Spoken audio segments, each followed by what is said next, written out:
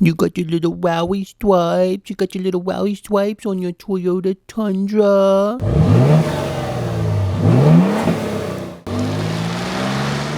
This week we've been driving a 2025 Toyota Tundra, and not just any Tundra. We've been driving the Toyota Tundra with the TRD Rally Package. Let's go ahead and get the visual stuff out of the way. Let's hop out and take a look.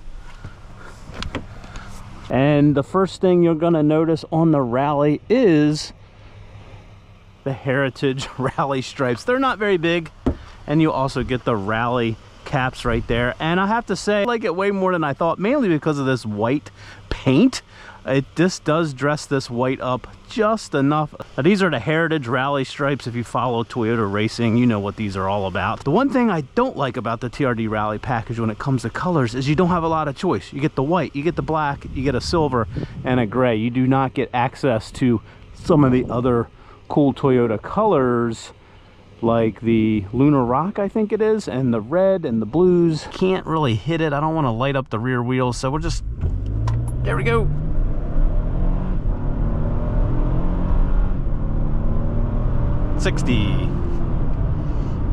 Now, most of the mainstream publications have measured right around 6 seconds, so I'm sure that was probably about 6 seconds. The point here is that V6 is a sweetheart. It will push you into the seats. Now, pushing this big truck around is the 3.4 liter twin turbo V6. This is putting out 389 horsepower, 479 pound-feet of torque, all coming on around 2,000 RPM, a little over 2,000 RPM, which is what you want in your big truck. Pulls up to 12,000 pounds, and as you saw there, it moves it pretty well, and we'll also get it out on the highway. You got dual air boxes for your twin turbos right there. I don't know where you would checking your oil, way back there. Yeah, pretty quiet at idle. Now, that volume leader SR5 trim level starts out right around in the low 50s, and then once you put any of the off-road packages on it, you're going to be in the high 50s, and if you go to the Rally, you're going to be in the low 60s. This one is right around 62. I'll put the full price up there, but for 62 and that Rally package, you get 18-inch wheels, you get the all-terrain tires. The big thing is you get the Bilstein shock, skid plate, mud guards. You get some visual things like the red TRD start button. You get the leather shift knob and steering wheel. You get the sport pedals. And the big thing is the four-wheel drive system, the multi-train select, the locking rear differential. You also get downhill control and crawl mode. You get heated 8-way power seats for both the passenger and the driver. Dual zone climate. You get the TRD sport exhaust, which sounds really good, and I think it looks good. Now, visually, a couple other things on the Rally package, and that is pretty much everything is blacked out. There's not a lot of chrome on here. Even the door handles, which do not match the paint, are blacked out. So that's another differentiator between that and just the off-road. Starting on the SR5 this year in 2025, you get this nice little feature. It's our 5.5 foot bed. Unlike the Tacoma with its power tailgate, there's no buttons on the side to put it back up. You either have to use the key fob or reach underneath, put that back up there. We do have the optional mat there. This does have the composite bed liner. Very nice lighting in here at night. And also, starting on the SR5, you get this cool button right here, which puts down that rear window. How cool is that? So this has been one of our favorite features this week, driving it around, is just putting that rear window down on warm days. And yeah, you get a nice airflow in there. You have a very, very spacious rear seat area for your passengers. If you want to take a trip, this is great. This is just like limo like here. Yeah, I could pull that seat way back for a taller driver and I would be fine back here. Toyota went to all black headliners, and I would say that this is a little claustrophobic and dark in here. So that's something I've noticed this week. You get an A and a C down here. Here's the access that 120 volt, couple cup holders. Now you can also put all of this up and you get some under seat storage down here. little stubborn to release there, and there's also a couple more nooks and crannies to where you can hang things and store things also. Hopping in, your passenger's very happy over here with this storage shelf over here, and I don't know if you can see it, but you can start to see the TRD Rally colors in here in the seats, especially with the stitching here. I think it looks great. I'm disappointed at this price range there is no wireless charger. You would think at this price there would be 2 wireless chargers right there. So as you can see, I got a ton of wires for charging our phones. Now you do get very nice wireless Apple CarPlay and Android Auto on this big 14-inch system, and I'll be the first to tell you this is a great system. The screen is great, easy to use. Toyota did that switch over a couple years ago to this new system, and it works really, really well. It's a really quick system, and this big screen works really well in this big pickup truck. Down in the Tacoma, it looks almost a little too big, but tons of storage. You get all kinds of little nooks and crannies here. If you want to lift this up, you can access this whole area down here. Again, you get a C and an A right there. Sunglass holder right here, all LED lighting in here, which is nice. You want to look at yourself, you can do that, and you have nice big visors. Now the Tundra, unlike the Tacoma, you do get a grab handle right here to pull yourself up, which is nice. Again, you get the TRD Pro steering wheel. It's leather and it's heated, which is very, very nice. You get analog gauges. I think they look great. If you go up way above the SR5, you start seeing like digital gauges, but again, things are getting really expensive at that price point. You do get automatic high beams right here. You do get a stop start system on this 3.4 liter V6. You can turn that off so it doesn't shut down. I don't know if it saves any gas on a truck. And some of your other features here, you also get your turn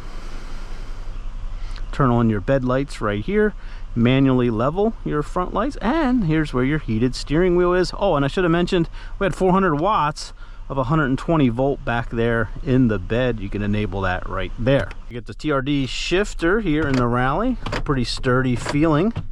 You can also go over and manually shift it if you're trying to do some downhill control.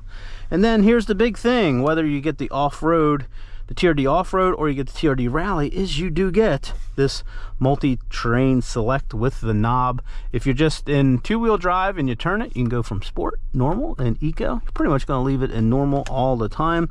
And if you go into 4 high or 4 low, you can start enabling your multi-terrain select, which is going to give you snow and slippery conditions. We also have a tow and a haul mode, and we also have downhill control and crawl. The other big thing with the off-road is right here, locking that rear differential. There's right here, and I can fold them in just like that. Very nice. Let's do the fun stuff, go for a drive, and you'll see when I put in reverse, I get excellent surround view camera. Love the bird's eye view. It's been very useful this week. Now, despite all of the sort of news the Tundra has made, sometimes not for the best reason, this is a hot seller for Toyota. They're having really good sales of this. Definitely weigh in the comments below if you've bought one of these or you're considering buying one of these, as far as how the negotiations are going out there. I do feel that maybe you could get a little bit off MSRP. I really don't know. I haven't shopped. Now, one other thing, point out about the camera system is when you slow down, it'll bring it up like when you're at a light, so you can make sure nobody jumps in front of you there, going through drive-thrus, things like that. But if you come down here to view when you're driving, it'll put your bed camera on, and that's very, very nice. If you got a load back there you're just trying to keep an eye on. Now, as we head down to our uphill dig, I do want to give a hearty thank you for pressing play today. Go over to our channel if you're new here. Check out all that we offer here at Beyond the Test Drive. If you like quality car reviews where the car is the star, be sure to subscribe. We would love to have you along for the drive. Coming down here to a typical situation on a busy day, but it's not busy today. It's Sunday morning. This is 40 miles per hour that way. It turns into 50 this way. This can be congested and heavy with traffic in the morning, so we're just going to punch it. we got some tire spin back there. Oh yeah, that V6 sounds great when you're winding it out, and no issue there with getting up to speed.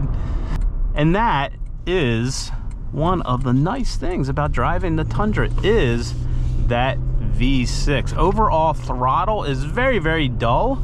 And that's how you want your big torquey truck to be when you're pulling things, you got load. And then in just regular driving, it's pretty responsive. The 10-speed, really, I haven't had any driving this week where the 10-speed has been a little flat-footed or you've noticed it shifting. Just hit it here. Downshifts like any other mainstream automatic, takes it a little bit, but all in all, it's not bad. Now, as far as overall ride comfort, the Tundra will never let you forget it's a truck. There is a little bit of jitter bounce that's always there, but generally with this sophisticated rear suspension, it rides very well. Everybody's been in the truck this week has actually complimented it on how untruck-like it rides, but here over this kind of rough pavement, yeah, it smooths it out really well, as you'd expect. Steering is nice and light, adequately quick, very comfortable to steer the Tundra. You're not going to throw this into turns, but there's that transmission downshifting.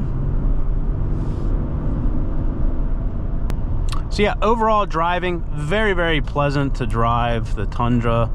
It's a big truck. It doesn't feel big to drive. It's very pleasant, very easy. All the inputs and controls feel really good. I think the Tundra does excel as a driving truck, as a comfortable truck. I think against some of the competition, it may not be the best truck at doing truck things. I think that's where you got so many options. But here, as far as overall pleasantness to drive, living with it, and still doing really good truck things, it's a good package. I'm not going to get into pricing things. Man, trucks are so expensive. So, and this one is no different. But you can just keep going. There's trim levels way above this where you can really lux this thing up and spend some big bucks. Last thing to mention before we do get over onto the highway here is the brake pedal. A little bit of side to side there as I got on it, but I do like the feel of the brake pedal. It's a very linear feeling pedal.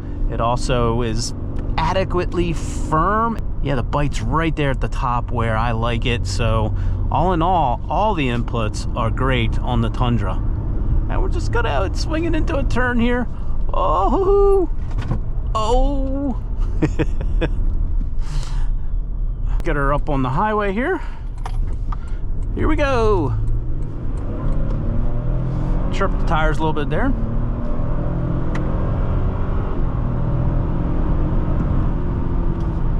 Oh yeah, love the V6.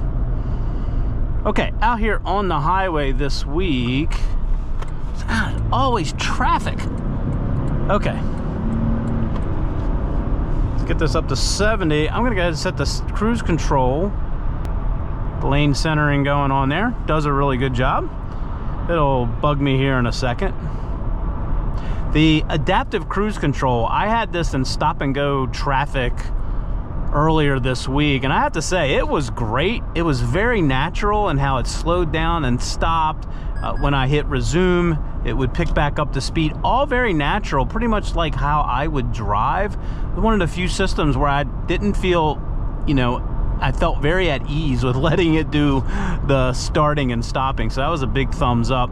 Did have this out on a 140-mile round trip. These seats are pretty comfortable, especially the lumbar. I love the very powerful lumbar that you get with these seats, but overall pretty comfortable over a 2-hour drive. I think trucks are generally a little bit more fatiguing to drive than good sedans, but overall you would love to road trip this.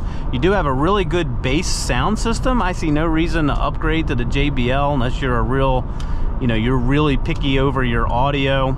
The other thing about this truck is we measured 66 dBs in here. That's one of the quieter cars we've tested. Even though this is a big brick, the only noises you're really hearing are the low rumble of the engine and some wind noise over these big mirrors. So that's all been very good. Now, fuel economy this week, you know, it's a truck. It's rated for, I think, about 19 overall. I'll put the EPA numbers up there. On that 2-hour road trip, averaged about a little less than 50 miles per hour. We got 19 MPGs on that trip, on that short trip. Trip computer right now is saying 17 overall. So yeah, you're going to be in the high teens. If you take it out on a highway trip, you may break it into the low 20s. Great passenger room in the back. Very easy to drive and live with. I'm always a little... Put our parking brake here on. I have to admit, as somebody who doesn't own a truck, in the market for a compact, but for these big trucks, I am always perplexed over the 5.5-foot bed size. Using it this week as a truck, it does have its limitations. And as far as overall driving, I do like something like a Tacoma a little better. Although, man, that V6 in a Tacoma, that would be maybe the ticket. And in a Tacoma, that back seat is really tight. But we need to know what you think. We would love to have your questions and comments. Tell us your experience with owning a Tundra. So again, thanks for coming along with us today. Really do appreciate it. And have a great day, morning or evening, wherever you may be.